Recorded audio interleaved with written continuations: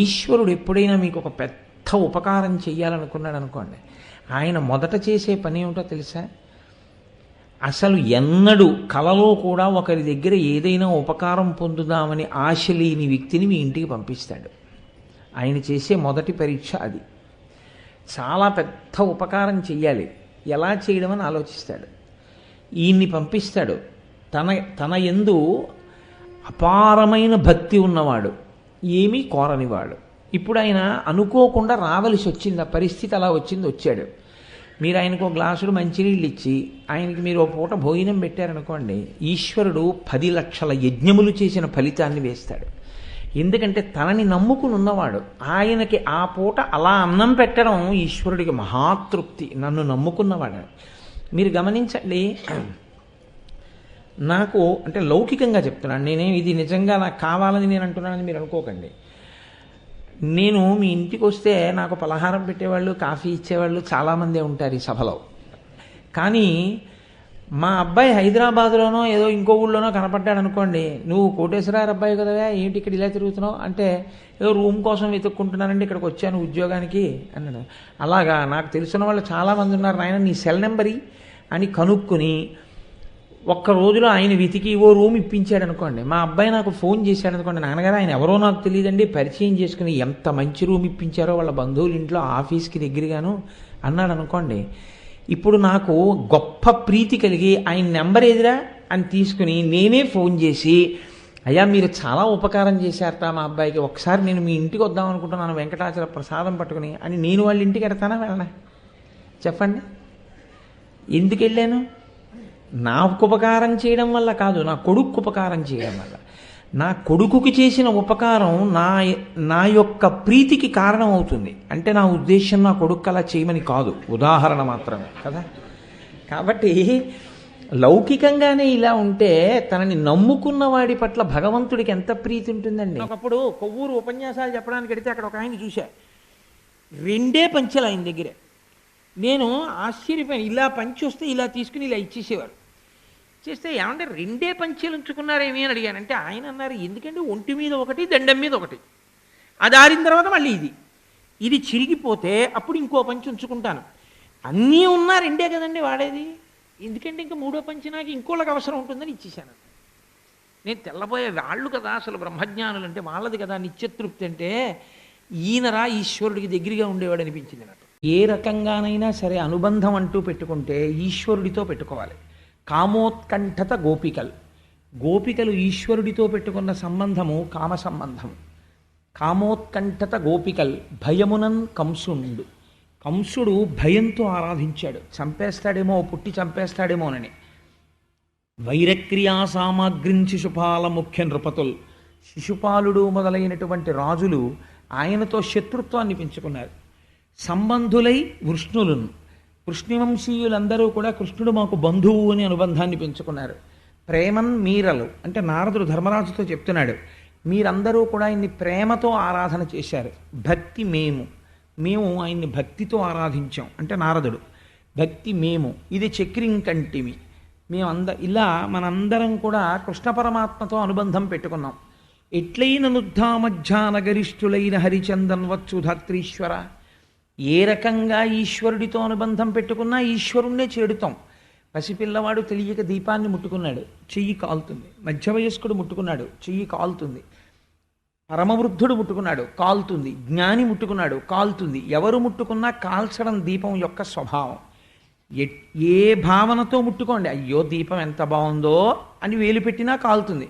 మీరు పరాకుగా ఉండి ముట్టుకున్నా కాలుతుంది. కాల్చడం దాని స్వభావం. అలాగే ఉద్ధరించడం ఈశ్వరుడు యొక్క స్వభావం. అందుకని మనస్సుని ప్రయత్నపూర్వకంగా లౌకికమైనటువంటి అనుబంధాలలోంచి ఈశ్వరుడి వైపుకి తిప్పి పెట్టారనుకోండి. తిప్పి పెట్టడం అంటే చాలామందికి ఒక దురభిప్రాయం ఉంటుంది ప్రపంచంలో, మనస్సుని తిప్పి ఈశ్వరుడు యందు పెట్టడం అంటే సంసారాన్ని వదిలిపెట్టేయడం అండి అని. అలా ఏం ఉండదు. ఇది ఎలా ఉంటుందంటే, మీ ఇంట్లో 8 పంపులు ఉంటాయి. సింక్లో ఒక పంపు ఉంటుంది, వాష్ బేసిన్లో ఒక పంపు ఉంటుంది, స్నానం చేసేటప్పుడు బాత్రూంలో ఒక పంపు ఉంటుంది. సెల్ ఫోన్స్ కట్టేయండి సార్, ఆ తర్వాత మీరు సెల్ ఫోన్ తీసుకొచ్చి ఇక్కడ మాట్లాడితే 100 మందికి డిస్టర్బెన్స్ ఉంటుంది భాగవతం. భాగవతానికి సెల్ ఫోన్ అవసరమా? అంత సెల్ ఫోన్ మీకు వస్తుంది అనుకుంటే బయట నుంచోండి వెళ్ళి. కాబట్టి ఎక్కడో సింక్లో ఓ పంపు ఉంటుంది, వాష్ బేసిన్లో ఓ పంపు ఉంటుంది, బాత్రూంలో ఓ పంపు ఉంటుంది. ఇన్ని పంపుల్లోనూ నీళ్లు రాలేదనుకోండి, రాకపోతే ప్రతి పంపు గొట్టంలోనూ నీళ్లు పోయిరు. పైన ఉన్న ఓవర్ హెడ్ వాటర్ ట్యాంక్లో నీళ్లు పోస్తారు. ఓవర్ హెడ్ వాటర్ ట్యాంక్లో నీళ్లు పోస్తే అన్ని పంపుల్లోకి నీళ్లు వస్తాయి. అలాగే మీరు ఎన్ని రకాలైన అనుబంధాలతోనైనా సంసారంలో ఉండొచ్చు. శాస్త్రం ఏం చెప్తుందంటే, భార్యతో ఉంటాడు సంసారంలో, పరమప్రీతితో భార్య యందు సంతోషంగా ఉండొచ్చు. ఎన్ని మాటలు మీరు భార్యని ముద్దుగా చూసినా ఒక మాట మర్చిపోకూడదు, లక్ష్మీదేవి అనుగ్రహంతో నాకు ఇటువంటి ఇల్లాలు దొరికింది అనుకుంటూ ఉండాలి. ఈ భావన మనస్సులో పెట్టుకుని మీరు ఎంతగా సంతోషంగా కదలండి. ఇదంతా అమ్మవారి అనుగ్రహం, నాకు ఇంత చక్కటి భార్య, ఇంత ప్రేమ కలిగిన భార్య, నా వంశాన్ని పెంచిన భార్య అని మీరు మనసులో అనుకుంటూ ఇదంతా అమ్మవారి అనుగ్రహం అనుకుంటూ భార్యతో ఉండండి. ఏ దోషం ఉండదు. నా బిడ్డడికి ఓ మంచి సీట్ వచ్చింది, ఈశ్వరానుగ్రహం. ఆయన మేధస్సుని ఇచ్చాడు, చక్కగా ఆరోగ్యాన్ని ఇచ్చాడు, వాడు చక్కగా చదువుకుంటున్నాడు, వృద్ధిలోకి వస్తున్నాడు, ఇది ఈశ్వరానుగ్రహం. మీరు ఒక మంచి మధుర పదార్థం తిన్నారు, ఈ మధుర పదార్థం చాలామంది తినలేరు, కానీ తినగలిగే అదృష్టాన్ని నాకు ఈశ్వరుడు ఇచ్చాడు. ఏది చేసినా ఈశ్వరుడితో అనుసంధానం చేసుకుంటూ ఉండడం. ఈ చేసుకోవడం వస్తే ఓవర్ హెడ్ వాటర్ ట్యాంక్ నింపుకుని అన్ని పంపుల్లోంచి నీళ్లు పొందడంతో సమానం అవుతుంది అది. కాబట్టి ఇందులో ఏ ప్రేమ భావన చేత మంచిది, మిగిలినవి కూడా మంచివే, నేను కాదన్ను, అది కూడా ఈశ్వరుణ్ణి చేరుస్తాయి. కానీ ప్రతి క్షణం నరకమే. ఈశ్వరుడితో శత్రుత్వం పెట్టుకుని కూడా ఈశ్వరుణ్ణి పొందిన వాళ్ళు ఉన్నారు. హిరణ్యకశిపుడు పొందాడు. కానీ భగవంతుడితో శత్రుత్వం పెట్టుకుని బతికినటువంటి బ్రతుకు 10 మంది చేత అసహ్యింపబడుతుంది.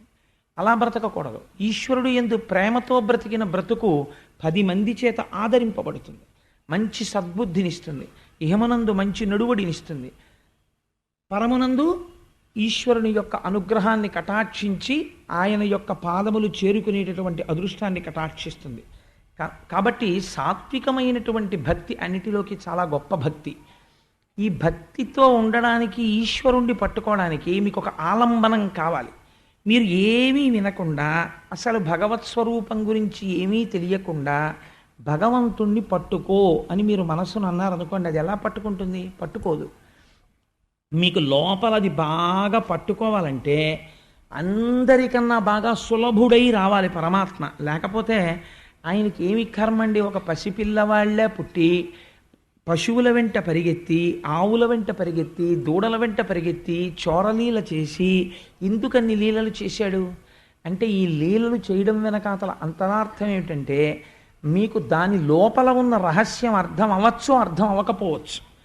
కనీసం బాహ్యంలో ఆ కథ మనస్సుని పట్టుకుందనుకోండి, పట్టుకుంటే మనస్సు అస్తమానం తరచి తరచి తరచి తరచి దాని గురించి ఆలోచిస్తుంది. ఆలోచించినప్పుడు పట్టుకున్న వస్తువు దేన్ని పట్టుకుంది? కృష్ణుడిని పట్టుకుంది. రసో వై సహా అని పేరు ఆయనకి. కాబట్టి అది ఏ ఫలితాన్ని ఇస్తుంది? ఈశ్వరుడి దగ్గరికే చేరుస్తుంది. మనస్సుకి అపారమైనటువంటి తృప్తిని, ప్రశాంతతని కల్పిస్తుంది. అప్పుడప్పుడు మనం పేపర్లలో చదువుతుంటాం, మీరు కూడా చూసే ఉంటారు. అది నా ఒక్కడి అనుభవమే కాదు, కొంతమంది ధూర్తతనంతో ప్రవర్తించి జీవితంలో ఆ పుట్టినటువంటి పసికందుని తీసుకెళ్ళి ఏ చెత్త కుండీల దగ్గర పడేస్తుంటారు. పడేస్తే ఒక్కొక్క పిల్లవాడిని పంది సగం తినేయిగా చూసి ఫోటోలు రావడం నేను పేపర్లో చూశాను. ఒక్కొక్క పసిపిల్లవాడు ఏడుస్తుంటే ఆ చుట్టుపక్కల ఉన్నవారు గమనించి, అయ్యో పసికోనా ఏడుస్తున్నాడని ఆ పెంటపోగులో ఉన్న పిల్లవాడిని తీసుకొస్తే, ఎవరో మహాపురుషులు, ఎక్కడో అమలాపురంలో ఉంది ఒక పీఠం, నేను వెళ్ళి అప్పుడప్పుడు చూడాలనుకుంటుంటాను. మా దొరగారు కూడా అడిగారు ఒకసారి వెడదామండి అని. వెళ్ళి చూడాలి. ఆ అనాథలైనటువంటి వాళ్ళని ఎవరో తీసుకొచ్చి పెంచుతారు. ఒక ఐశ్వర్యవంతులో, ఒక విద్యావంతుడో, ఒక దయాళువో పెంచుతాడు. వాడు పెరిగి పెద్దవాడై ఈ సమాజమునకు వాడు ఏం కావాలో ఎవరికి తెలుసు? ఒక బిడ్డడు మరణిస్తున్నాడు, ఒక బిడ్డడు వేరొకరి ఇంట్లో చక్కగా పెరిగి పెద్దవాడై మహాసంస్కారాన్ని పొందుతున్నాడు. వాడి జన్మ ఎక్కడా? పసిపిల్లవాణ్ణి ఇలా విసిరేయడమా అన్న మానవత్వం మరిచిపోయినటువంటి కుక్కతో సమానమైనటువంటి ఒక వ్యక్తి యందు వాడు పెరిగి పెద్దవాడవుతున్నది ఒక వటవృక్షమై. ఎవరి చేతిలో అయ్యాడని మీరు అనుకోవాలి? వాడి ఎందుందా తనని తాను రక్షించుకోగలిగిన శక్తి అంటే అది ఈశ్వర సంకల్పము. మన వేదాంతము అంత అందంగా మాట్లాడింది. ఈ ఈశ్వర సంకల్పము మీరు చంపుతానంటే వాడు చస్తాడా? వాడు బ్రతకాలని ఈశ్వరుడు సంకల్పం చేశాడు.